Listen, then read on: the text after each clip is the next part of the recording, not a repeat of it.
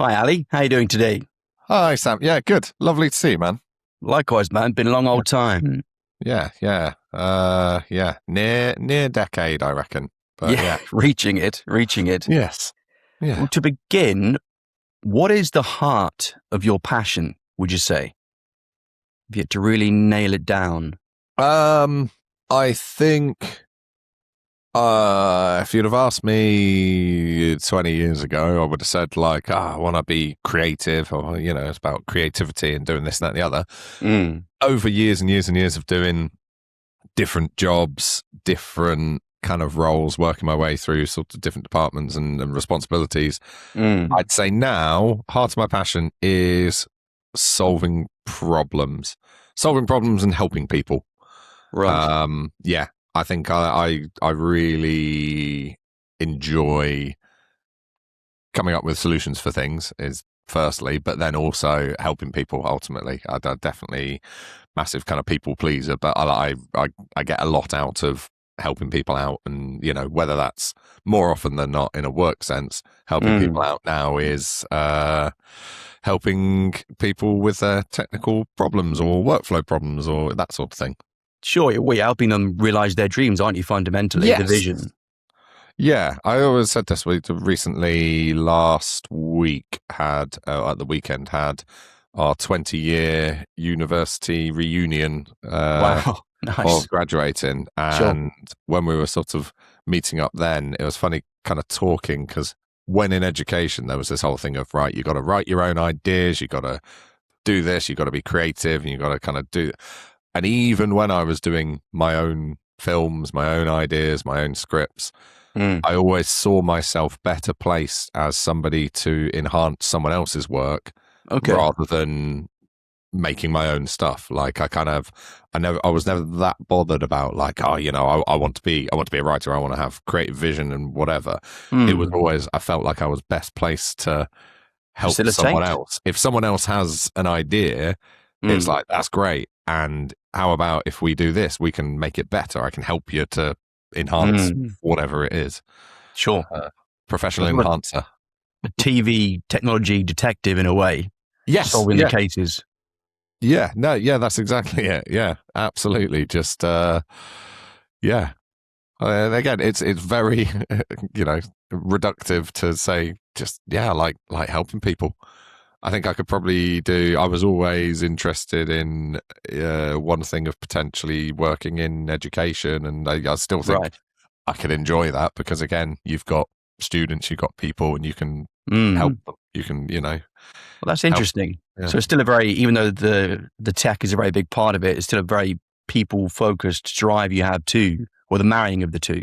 Yeah, massively. Yeah. Right. It helps as well that I do find all of the tech extremely interesting. I get bored very kind of easily. So having tech and the world of tech, and the fact that it's ever evolving, it doesn't give me an opportunity to get bored. Which is, new toys to play with, kind of thing. Yes. Yeah. Good for me. Good for the company. So yeah. Sure. Well, how would you describe the current state of TV and streaming? It's a really interesting time. It's changing. It's changing a lot. Sort of traditional kind of linear over-the-air broadcast is changing a lot in terms of all platforms now have embraced applications like the ITVX or all channels have their own sort of version of that. There's a lot of change to the kind of advertising model, seemingly. I think that there's potentially some people slightly playing catch up with where the funding comes from, in terms of I remember it was a good few years ago, but there was this thing that streaming numbers don't really matter because the advertisers only care about the sort of broadcast numbers. And I don't know for definite. I would assume that has now flipped, and tangible numbers of actual definite guaranteed viewers is surely more meaningful for most people. Sure. But yeah, it's all of the unknowns aside, it is an exciting time as well, because there's a lot of opportunity. I've sort of historically felt broadcast industry could be quite restrictive for kind of entry points for people. Yeah. There was a lot of, this is how it's done, this is the hierarchy, this is how it's always been done, and this is what we stick to. Yeah. But I think these days, everything's so much more accessible. People can go on to YouTube, go on ChatGPT, go on Claude, whatever, and find out pretty much within reason how to do most of the stuff that historically would have been closely guarded secrets within the industry, that you have to get a placement and do your time for a decade before you'll have an opportunity to learn anything. Whereas I don't think, again, I see it as a massive positive that if you want to learn something, you can go out and learn it. There's far less barriers to kind of entry, I think. Do you think broadcast will eventually fold into more just a streaming model itself? Do you think it will gradually diminish? I'll be honest, I'm not sure. I mean, to be honest, if I was sure, then I'd be a gambling man and I'd be making millions on it. Speculating. But I think I can see that there's certain things, for example, live events, live sport, stuff like that. Yes, there's always an option of live streaming things. There's always an options of the internet, but like those types of industries in broadcast, they're all, they're always going to be there. One way or another. Big machines as well. Good timing with the World Cup on. People will always want to sit and watch the game as it happens. So there will always be an element of that, and that's where, again, a lot of over-the-air broadcast still kind of holds very strong. There's a lot to be said. Personally, I went through a stage of massively binging TV shows, and it, something had come on, a new series, and it would be like, right, I'm going to watch this, and you watch, 10 hours of footage or 10 hours of material over a weekend. Yeah. And it's great when you're in it, but I don't know about you personally. I feel I like digesting, having a bit of time to digest stories. Especially if big themes are being dealt with. Yeah, especially scripted. I'm more talking about scripted media. But so like myself and my wife, we've recently subscribed so we can start watching The Pit. And it's a superb show. But I had to make everything very serious and official, but I kind of had to sit down with her and say, like, look, can we not binge it? Can we watch it and then have a little bit of time between episodes to digest? And I'm not saying that old model of, a new episode every week was better, because you would spend an entire week thinking about the episode and all the rest.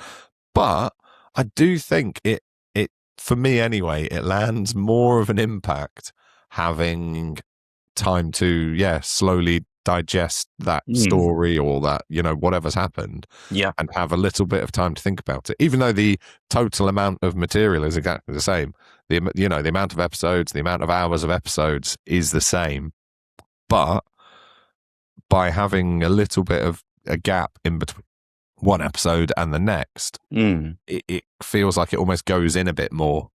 So it could depend on the genre of the show then, perhaps. And like you say, with scripted, certain things, it can work that way more in terms of consuming it. Otherwise, it can feel a bit too disposable, or just like you're cramming in a meal, obviously. Yeah. And there is, and you're going to digest it properly. That's exactly it. That perfect analogy, I think, is to eating. It's like, pace yourself sometimes. Enjoy the meal. It's eating for pleasure or eating for sustenance, and I do think a lot of I like that. I'll run with that. A lot of media, a lot of streaming stuff. It is almost, it's kind of junk food, isn't it? It's eating for the sake of eating. It's just like just cram it in. Get through it quick as possible. Streaming. Conveyor. That's why the word binge is there, because it's just like, well, just scoff, just smash it into your system. Don't think, and then watch the next thing. Yeah, I think what's mad with it is some of the again, without sounding too much like a kind of pompous TV type, there is like, so, as you know, so much work goes into creating it as an Of art course. form. So much work goes into it. And it does feel like, you know, a little disrespectful to the amount of time, blood, sweat, tears, and effort that's gone into creating this, effectively this art form, whatever, to then be like, I'm gonna have it on my phone in the background while I'm doing the washing up. Kind of like genuinely, you know. You ever imagine what's his face, Leonardo da Vinci, and it's like, you know, we want to get some of your paintings, but we're just going to put them like in the background of the Mackeys so that people have got something to look at while they're having their food. And it's not the same. It's not the same level of appreciation. No. But yeah. What does your typical day look like?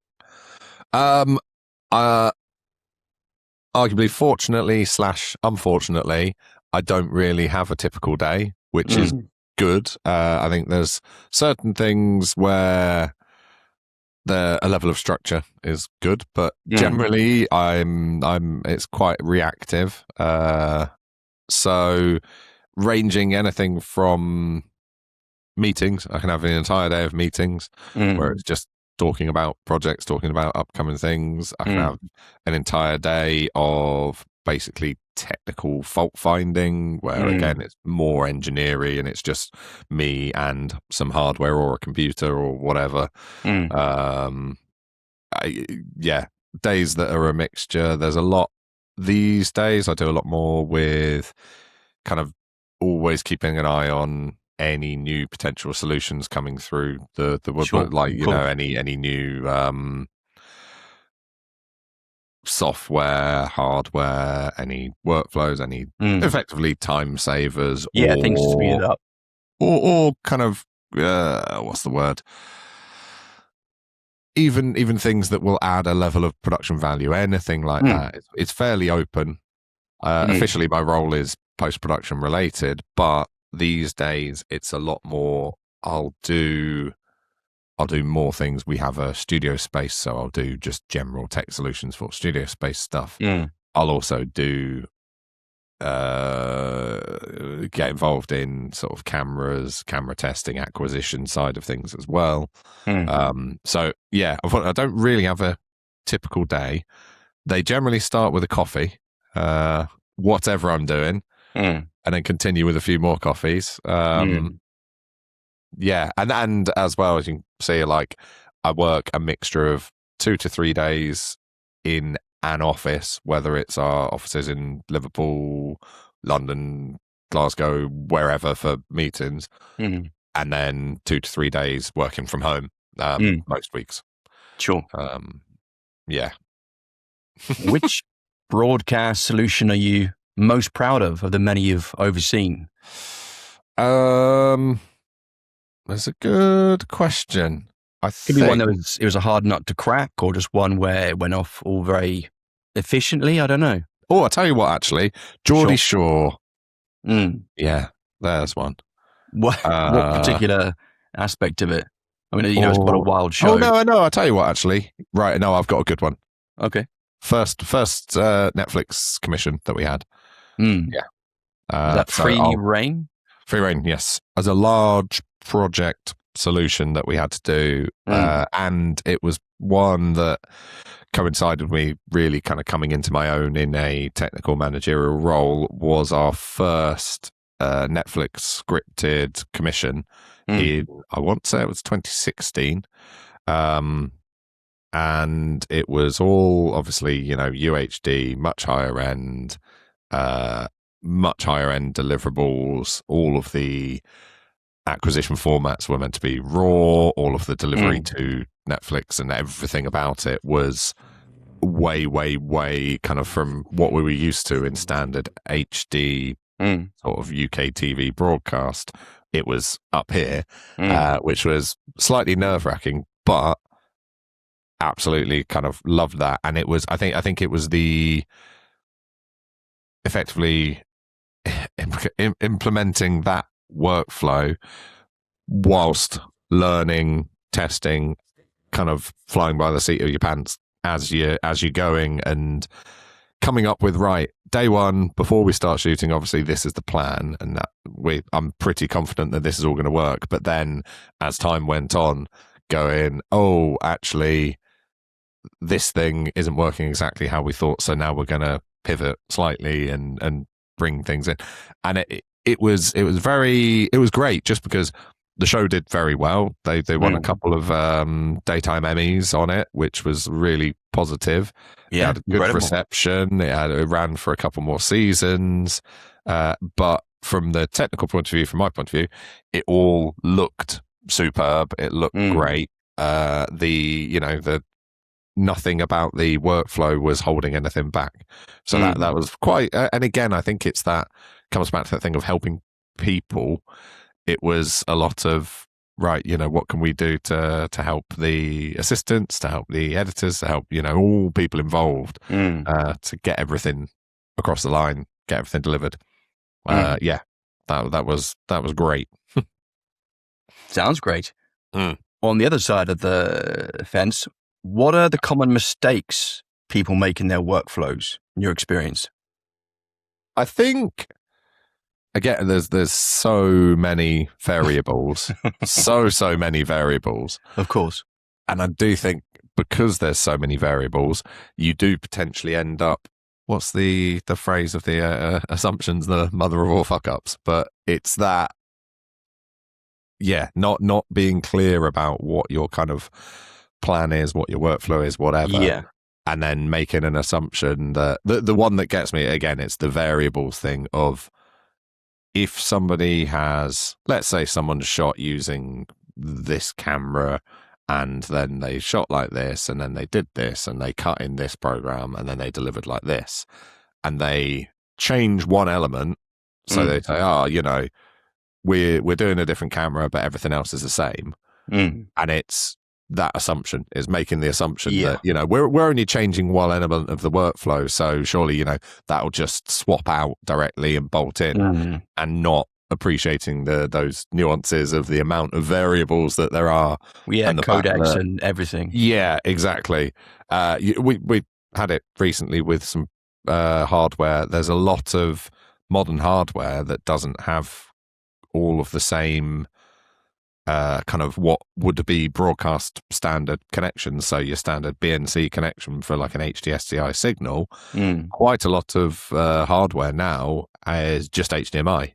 Yeah, sure. So straight away, you kind of, I suppose it's that prosumer level kit where they don't have HDSDI and BNC connectors on them. Yeah. And you get your kit, you get your camera, and you go, right, we're going to record this. And then like the gallery, checks, hair, makeup, everyone else, they're all going to watch through the established system we've got for monitoring for them. But, that's all fed by HDSDI. And the output of this camera is, HDMI only. And again, it's a simple fix. It's a simple fix. You get a broadcast converter, you convert from one to another. But then that broadcast converter can potentially add latency, it can add an audio delay, it can affect sync.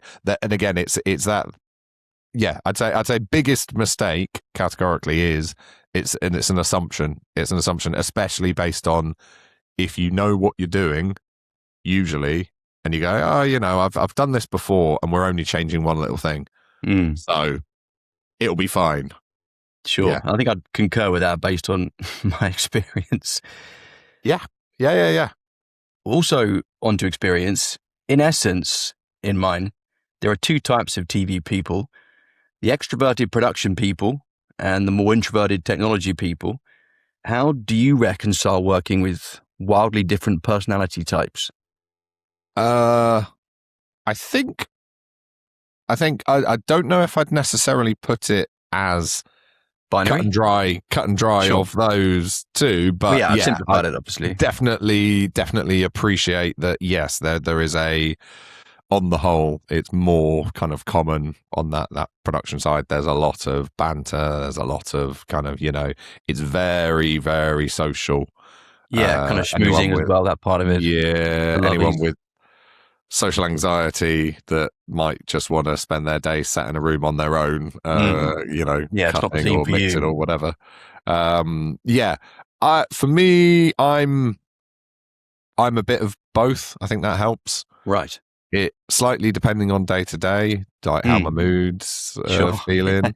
But then also, you know, it's what's the expression people use? A friend of mine used to work with about talked. I'd never heard about it before, of social battery, and you know, Yeah, running he, low he or basically was like, "Oh, recharging. the social battery's running," and I was like, "I don't really know what you mean." And then he sort of explained, and I was like, "Yeah, that I get that." And Sure. again, I'd never really thought about it like that because it's for me. I just sort of that weird thing of sometimes I'd be really up for like, oh, you know, it'd be great. We'll go out, we'll go to do this party, whatever, and we'll see all these people and chat.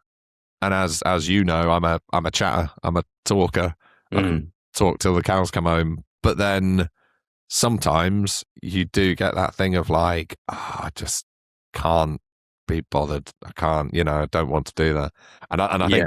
I think the fact that I'm a bit of both. I think that helps. I am, you know, very social, but I also appreciate when, you know, that again, the how to talk and deal with people that are a little more on the reserved side. Yeah, it's almost two different languages in a way. I mean, Yeah. you feel like a middleman, the center of the kind of scale Yeah, a little sometimes bit. between the two sides? Yeah, a little bit, and then even more so because we're doing bits now, kind of commercially with obviously clients. There is a I know it's used like mostly when sort of talking about kind of race, but there's that thing of code switching where you're effectively you do, and it is there's a great example of one of my posters up behind me, Maynard Keenan from Tool, Perfect Circle, Pussifer.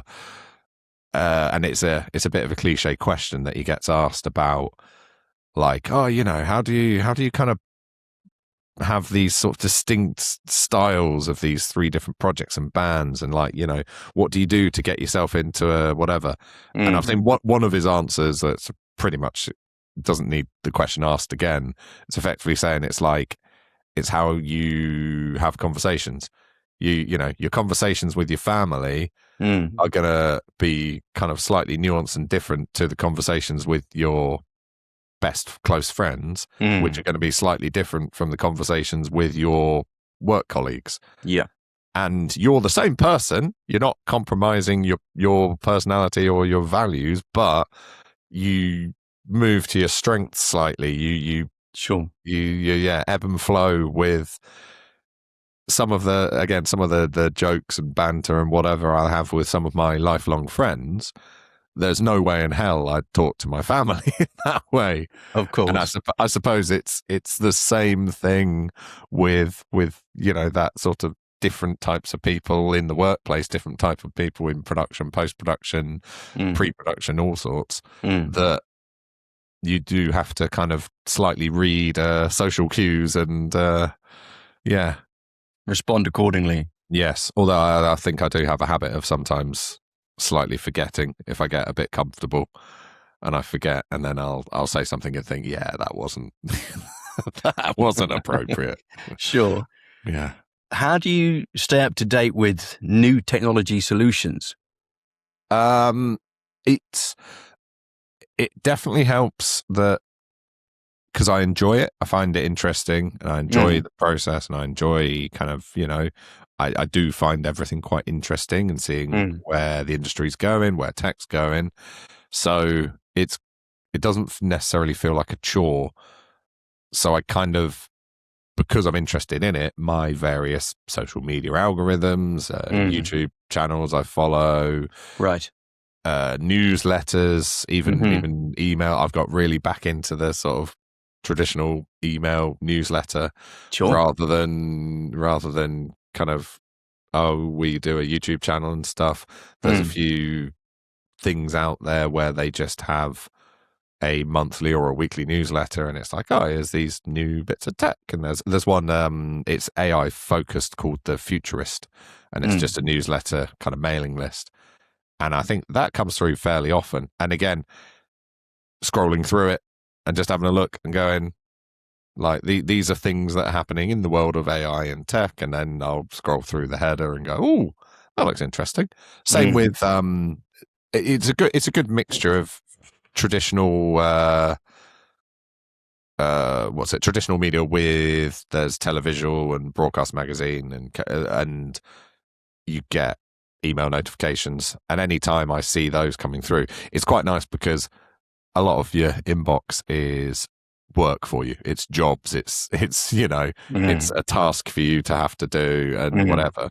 Whereas all of those kind of broadcast news related publications, it's going to be something interesting. Sometimes it's quite a nice little break in the middle of the day. You just go, "Oh, what's happening in this world?" And it's So yeah, all sorts of places. But as I always say with everything, it's the old cliche of do a job you enjoy. You never work a day in your life, and it's true. Sure. I think if you enjoy it, it doesn't feel like work. And then my wife has a thing where she'll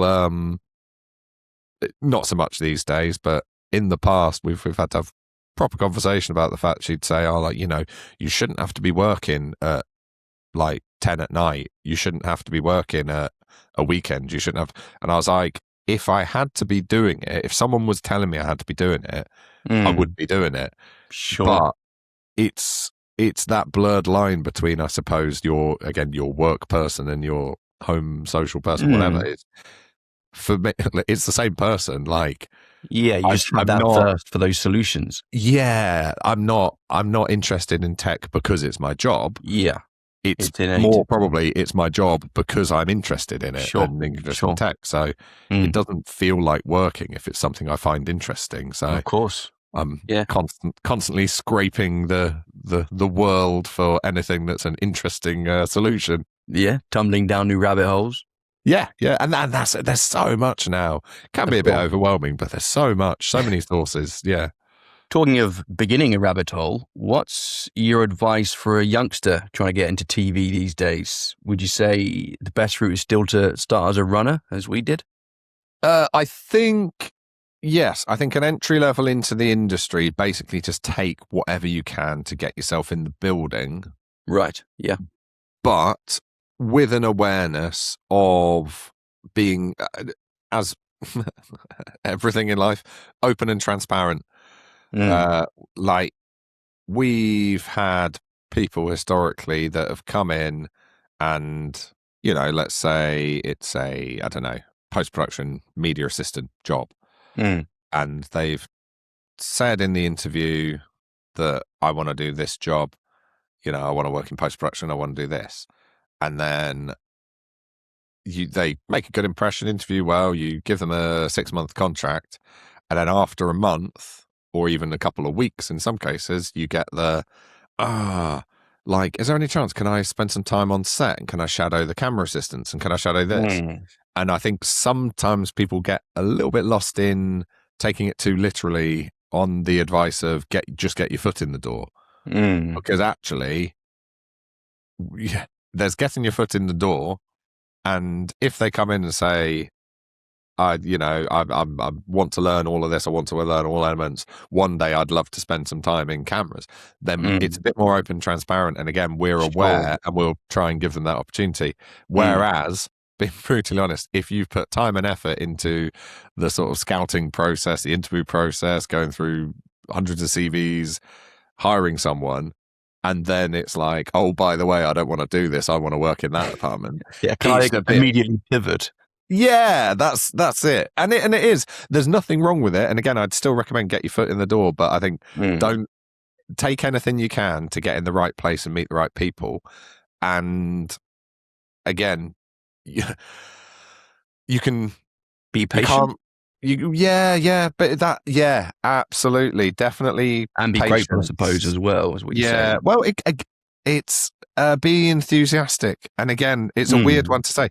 Don't force yourself to be. If you have to force yourself to be enthusiastic, maybe have a rethink. Maybe it's not the job for you. But true enthusiasm, true interest in a topic, in a career, in a industry, that real enthusiasm, you can't fake it, and it's No. but it's very obvious when it's genuine. Mm. And we've had multiple times of, you can tell the runners, you can tell the people going into TV because they think it sounds cool working in TV, compared with the people that really are interested in the process and they just want to, be part of it and get involved. Yeah, it's a funny one actually. I would say foot in the door. There's a lot of discussion about university and value of university when compared with cost of university and level of debt. For my 15 grand of debt after 3 years of uni was probably worth it. It was pretty good. Would I say the same if I had 40, 50 grand of debt? Maybe not. It's it's a tricky place for a what is a kind of non-academic industry generally. Yeah, sure. It's an interesting discussion. We've started doing recently some sort of training courses and bits where it's it's a shorter training course, but effectively it's a hands-on intro into the industry with people doing the jobs, which hopefully I think that should be quite a good way of showing people a bit of a snapshot without taking some huge commitment to multiple years and tens of thousands of pounds of debt, to just go actually I like the look of this. Yeah is my slightly separate, my advice, and I think I probably said this to you when I met you, was my advice to pretty much anyone is, so much everyone, and university doesn't help, and TV and media doesn't help in terms of this sort of creating this slight illusion of the real world, but there's always these examples of like, you want to stand out, you want to stamp your mark, you want to be up here, you want to be really this and maybe it's me just being a middle of the road kind of guy, but personally I've always said, just best advice at the start is just don't be shit. Like, no, basically, when you're a new starter, you're new to the industry, completely green, no one is expecting you to blow them away. But if you come in super arrogant with a huge ego, and it's even the little elements of so one of the old tech guys at my old uni, caught up with him recently with our uni reunion and degree shows and stuff, and he was telling me a thing about exactly this scenario of everyone's sort of told, oh, you want to stand out and you want to do this and be really impressive and blow them away, and he's arranged placements on films where he's got students getting a few days working on set as a runner. And then the students, because they've got in their head this Hollywood illusion of like, you go in and you say something to someone and it blows them away and suddenly you're an exec, of basically the runner being asked not to come back because they kept walking up to the director, massively overstepping and telling the director like, oh, what about if you did this, and what about, and it's this kind of like, that's funny. There's a part of me just tap Spielberg on the shoulder. Hey, Spielberg. Hey, Steve. Listen. Just move the camera this way. Yeah. Do you know what I think would be really good? And it's. I mean, again, there's a fine line. If you're amazing, if you're the next Tarantino, the next Spielberg, and whatever, maybe your excellence and your brilliance will stand out and people will recognize it.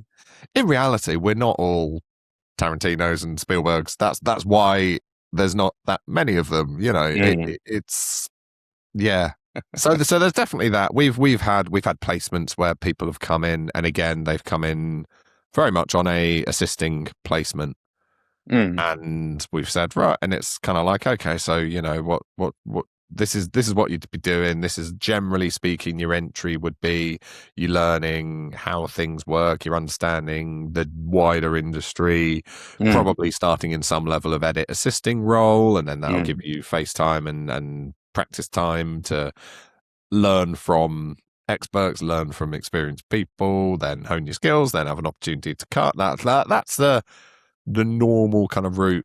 And it's not keeping people down for the sake of keeping people No, of course, down. yes. Necessary experience. It is the walk before you run, classic analogy of that. Well, learning the nuts and bolts. Yeah. Absolutely. And there was one in specific where we had someone came in. We set them up in our assistant room. They were in on like a month-long placement. We set them up with the assistants, and then knock on the door at lunchtime, basically saying like, I think there's been some confusion about this. Like, I'm here. I'm here because I want to be an editor. I don't know why. Like, I'm in here learning how to ingest and database files and organize because I want to be an editor. And it was kind of, oh, okay, yeah. I think I get basically. To explain more, the route would normally be this. You learn there's a lot to learn. There's a lot to it. So generally, this is where you'd start, and then you'd sort of, over some time, you'd get opportunities. You'd work your way up. You'd do it. Spend your own time doing it if you really enjoy this thing, and got pretty much the like blank stare response of like, no, I want to be an editor. And I'm like, okay, yeah. It generally, and again, I'm not trying to dash anyone's dreams. There are exceptions to the rule.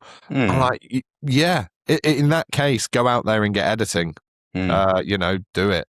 And she didn't come back. She she basically said, yeah, no, I don't want to do this. I don't want to be an assistant. I want to be an editor. And I was like, yeah, good for you. Go out there, do it. I don't know if she ever did, but yeah, it's like, give it a go. Yeah.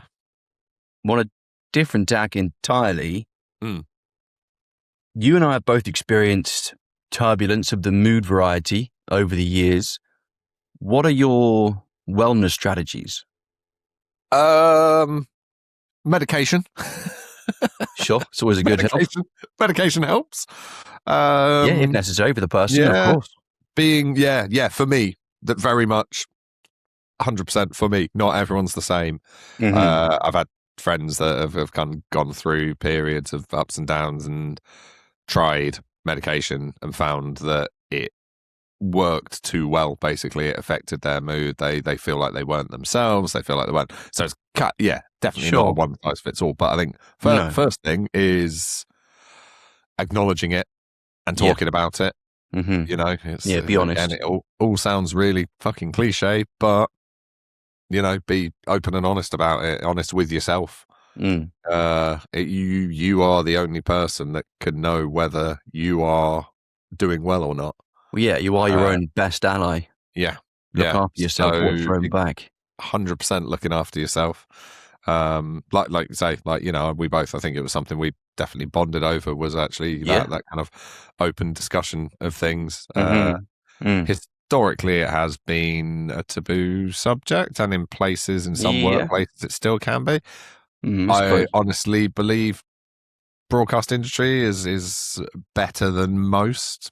Well, it's generally quite a forward-thinking industry, isn't it? Yeah, very kind of open to it, very open to separate but similar diversity, and that's including diverse ways of thinking, diverse thought. Or feeling. There's less stigma for sure. There is still stigma, but I think it's on a person-to-person basis rather than a kind of an enterprise as a whole. But beyond for me, medication, so like I do medicate on sertraline. I keep in touch with the doctor about it, and I go through periods of a higher dose or lower dose depending on how I'm doing at that time. Okay. Then again, it's very much finding. I'm in my 40s now with kind of mental health issues that started in my kind of mid-teens. So I've had a long time of trial and error and ignoring things or trying to ignore things or doing something and then thinking, right, that's it, and coming off medication and convincing myself that this is all fine. I had a big thing for me where I don't know when it probably was. I think I've got 2 kids now. They're 7 and 9. I had a period of time where probably up till my early 30s, no, probably mid 30s, where in my head, like my sort of self-harming, depression, like anxiety, all of these things were like a phase. Because again, that's, I think, what society had told me. Well, and your own pride can also suggest that. Yeah, like, totally. That was a barrier for me, is my own pride. Yeah, teenage angst and whatever, and you know, it's a thing you do. You get through it. You then you get over it, and you're past it. So I always don't want to believe you've got a problem as well. Yeah, absolutely. Yeah. Don't want to believe a problem. And also, again, for me personally, it was a thing of acknowledging that it's a lifelong potentially problem, as in it's something that is there. So the flipping point for me was, in the past, my kind of various kind of mental health, what's the word? Episodes, yes. Symptoms? Yeah. In the past, my various kind of episodes, it was always, it felt more cause and effect, as in, you know, something circumstantial, something cataloged, big and bad happened in my life that caused me to have a real low. So then, you know, first time, go to the doctors about how you're feeling and all the rest of it, and then get a level of medication, and then it's like, oh cool, I'm back to normal or whatever. So there's a whole thing of, you something happens, you're not feeling great, sorry, cat's coming through, not feeling great, you have a treatment, and then you get better, and then you come off your treatment, and then you go back to normal. And it was, I can't pinpoint exactly when it was, but at various points, like when we were having kids, I had, due to nothing but personal paranoia, I didn't want to be on medication whilst we were trying to have kids. Right, yeah, sure. Just in case, you know, there was no thing, but I was just like, oh no, you know, I don't want there to be some random thing that could affect the kids and whatever. So sort of did that. Then after that, we had the kids, and it was the point where everything was fucking great in life, and I was so happy, and relationship really good, love being a parent, work's going well, everything's really well, and I just had an absolute feeling of complete despair and not wanting to be here. And it was that where I kind of, it suddenly like clicked in my head of, oh fuck, like it's not like a thing that I'm gonna get over as such. And that very much massive acknowledgement to self, where you go, you know what, maybe as it's a longer term thing, don't try and think of it as like I don't know, a plaster or something to stick over, and then you can move on with your life after it. Like, rather than looking at it as a phase in my life, just looking at it as part of who I am. And it is, you know, it's a big existential crisis of for fuck's sake. But then actually, now having acknowledged it, and again, there's a lot of discussion with medication. Good friend at work's like adamant, like, no, you know, big pharma medication, it's all bad. It's all bad for you. It doesn't work at all. I didn't completely buy into that, but I get it. It's not right for everyone. For me personally, the dosage that I have, and I have a slight variation of, you know, 50 milligrams more or less, that works for me. I tried historically. I did CBT. I did things at counselling. I did all this, but then again, part of that realization is actually it's not cause and effect. Yeah, I can sit down and talk to someone about all my problems and whatever, but I think it's more of a chemical imbalance and a whatever in my brain, and a sort of the makeup of how my body works, more than, you know, bad shit happened and I need to talk about it. Which again, very much each to their own. But for me personally, I found like quite a nice groove where, kind of much like yourself, and as you say, you're your best judge. You can you know when you're having a little bit of a kind of lull. And I'm not great with it. I'm not great with a lot of routine and stuff, but exercise does help. Exercise, eating healthy, that it does help. It does, these small knock-on effects, marginal gains. Yeah, exactly. So again, if you can identify, I'm not feeling great at the moment. It's little things like when I'm not feeling great, my default position is to say no to everything and like, I'm not feeling up to it. I'll sit down, whatever. Yeah, hermit mode for a bit. Yeah. What helps with that is having kids. Sure. Which it's there is a level of, I suppose it's like motivation. There's a level of motivation where it forces you back out of the shell. It forces you've got somebody depending on you. And luckily, again, my kind of struggles with mental health are not. My wife might disagree. There might be times where they have been. My own struggles, I don't think, have been debilitating to the point that it's interfered on that with the kids. Yeah. I do remember though, I've had bad times. I hope to God that the kids they've not noticed it and they don't remember it. There's always that level of parental guilt of passing on your own demons and your own issues to children and whatever. But I think that having kids and the responsibility of people relying on me is actually, for me anyway, it's a good thing. It helps to give me a kick up the arse. Even little things like the kids will always say, come on the trampoline with me. And if you're too busy, there's always something to be too busy doing. Yeah. But actually, I tell you what, mate, go and have a fucking jump on a trampoline. Honestly, seriously, I'll go out and have a bounce on a trampoline, and it's like, very, very simplistic, reductive sort of way to look at it. I was like, yeah, it fucking works. I'm gonna go have a bounce on a trampoline and I feel a lot better. Sure. Yeah. And again, kids being happy. There's a definite shift. I know not with all people, but and all parents, but for me certainly it definitely gives my life added meaning. So I've kind of super grateful for that. They're great every day. Just especially the ages they're at now, really coming into their own as people. Sure, they're not just a mini me or my wife. They're their own people, which is yeah. Sorry, we're talking about medication. No, I'm talking about kids, but yeah, kids are a good medication. Yeah.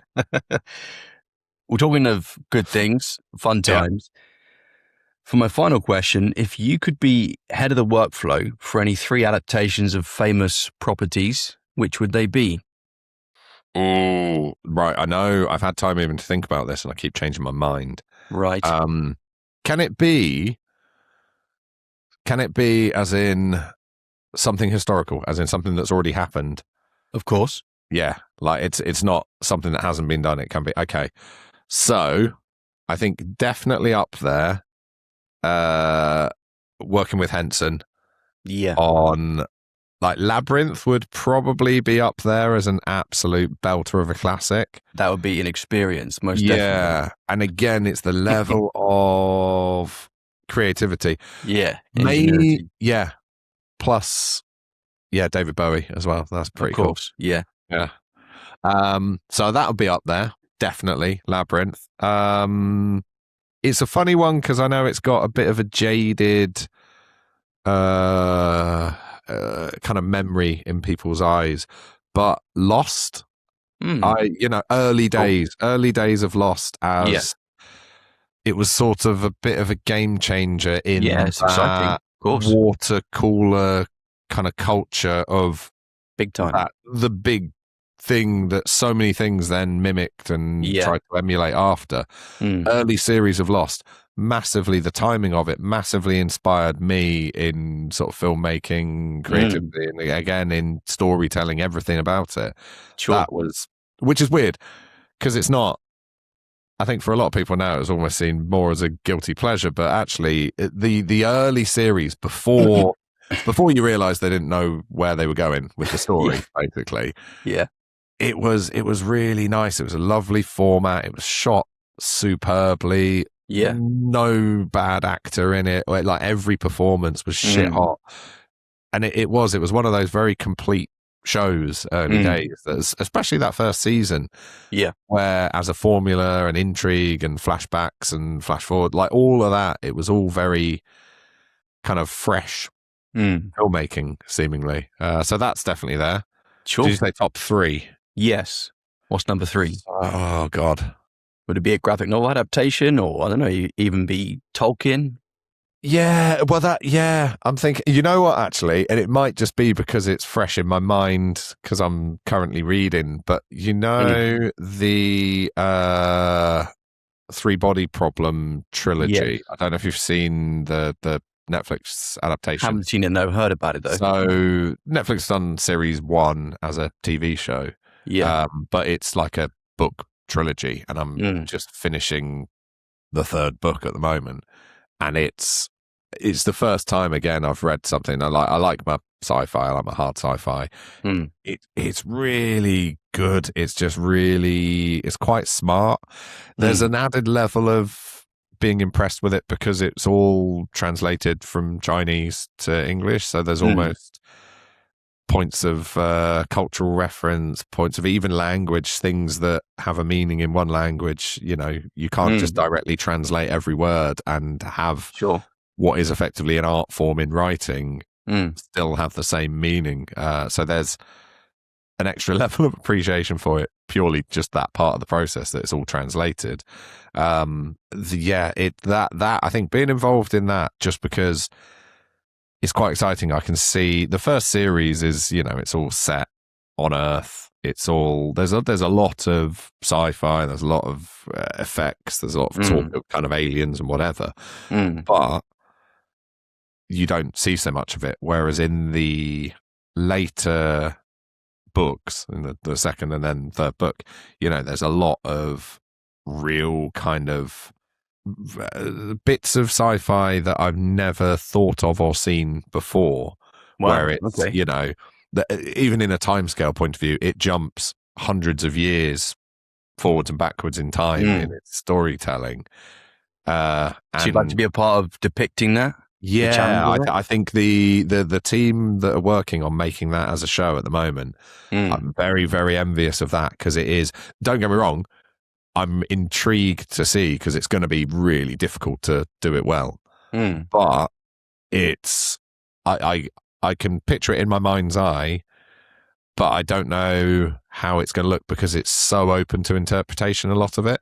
There's levels where it's like intricate detail that's being described, and then there's other parts of it where you're looking at it going, I can see it in my head, but I don't know how you can depict that. I don't know how you would ever show it. Yeah, which again, it's very exciting. I'd highly recommend reading the books. Okay. It can be a bit heavy.